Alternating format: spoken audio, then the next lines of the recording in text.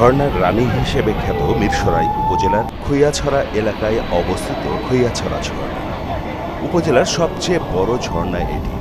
এছাড়া এবারের বর্ষায় খৈয়াছড়া ঝর্ণার পাশাপাশি মানুষের ঢল নেমেছে রূপসী ঝর্ণা, হরিণাকুণ্ড ঝর্ণা, নাপিত্তাছড়া ঝর্ণা, সোনাইছড়ি ঝর্ণা, গোয়ালিয়া ঝর্ণা ও মেলখুম ট্রেইলে।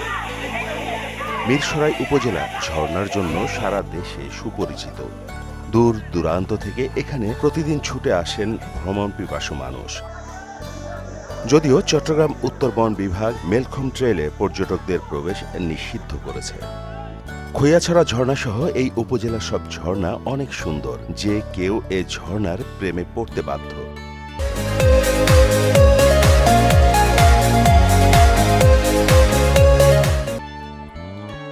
তবে পর্যটকদের অভিযোগেরও শেষ নেই। তারা জানান, আমরা হতাশ হয়েছি এখানকার ব্যবস্থাপনা দেখে।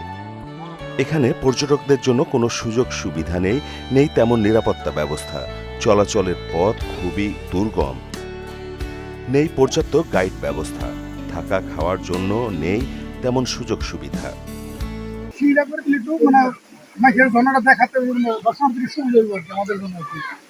প্রচুর কষ্ট হয়, বৃষ্টি হলে তারপর কি করে না হাঁটাচলা করে চেষ্টা করবে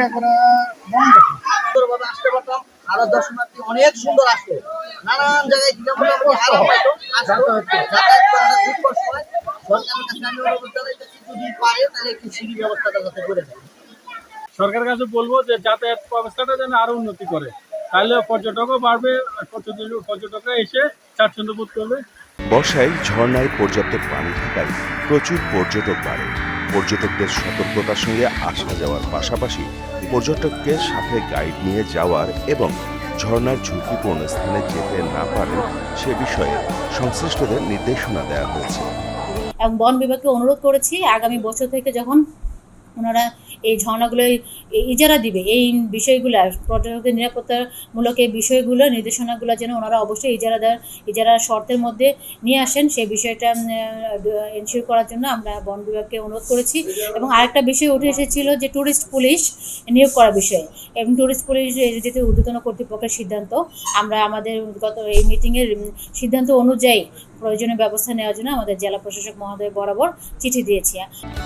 আনন্দ যেন বিষাদের রূপ না নেয় সে ব্যাপারে পর্যটকদের সতর্ক থাকতে হবে। অতি উৎসাহী কিছু পর্যটকের কারণে প্রায় এখানে দুর্ঘটনা ঘটে। তাই সবাইকে নিজের নিরাপত্তা নিশ্চিত করে ঝর্ণার সৌন্দর্য উপভোগ করার পরামর্শ দেন সংশ্লিষ্টরা।